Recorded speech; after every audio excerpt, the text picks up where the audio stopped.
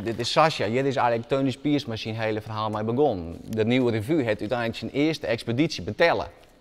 Nou ja, dit is Sascha en er zit een heel artikel in. Ja, dat vinden mensen, die denken, hé, wat gebeurt er nou? Nieuwe revue, expeditie, hoe kan dit nou weer? En in één keer kan je mensen, beginnen ze te luisteren en dan krijg je rond in de kop en in één keer komt het verhaal vol meer binnen. Dus je hebt mijn humor en mijn, nou ja, zo. Het is eigenlijk een lach en een traan.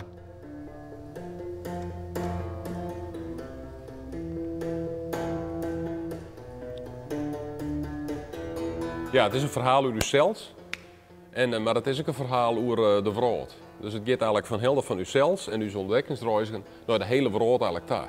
Dus het is heel iets en het is heel groot. Dus het is heel bescheiden en het is verschrikkelijk onbescheiden. Ja, dit zijn onze hoofdrolspelers. Dit is een Knut. Rieders Kriers. Rieders Kriers en de Kriers. En de Leppelback zit er verderop nog. En de Rotgans. En de Stroomgrill. En Stroomgrill. Dus deze vogels vertellen eigenlijk hoe het met ons gaat. Zo moest het zijn. Dus wij vertellen, Teunis heeft heel lang onderzoek gedaan naar al deze vogels. En tegen het onderzoek binnen dingen naar boven kwamen die eigenlijk een hele soort over onszelf vertellen. Hoe het met ons gaat als mens.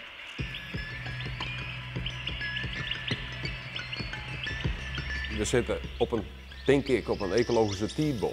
We weten dat nou van de klimaatverandering. Dat vertellen die vogels dus ondertussen en ik. Maar ook in uw eigen land is er een ecologische ramp ondergaan in dit boerenland. Dat is natuurlijk het grootste pad van het land. Dan komt het er toch op deel dat om het verhaal te vertellen, heb je die keuze nodig om het binnendringen te laten. Dus als wij dat als wetenschapper vertellen, zo, oh, ja, de rest van de wetenschap mooi. Sterker nog, dat nemen ze dan een mening. Om dat nou te verpakken in een verhaal, gaat het niet alleen naar de holle, maar gaat het ook naar de hart en dan gaat het naar de onderbuik. En dat is voor mij natuurlijk een geweldige kans. Dat dreigt mij om dit zo goed mogelijk te doen eigenlijk. Die vogels die verheugen zich op seks op de toendra, die kanoeten. En dat hebben wij natuurlijk zelf. Wij kunnen wel in de ellende lezen blowen, wij willen jongens ook een pilsje drinken. Maar wij hebben wel het gevoel dat we dit verhaal vertellen matten.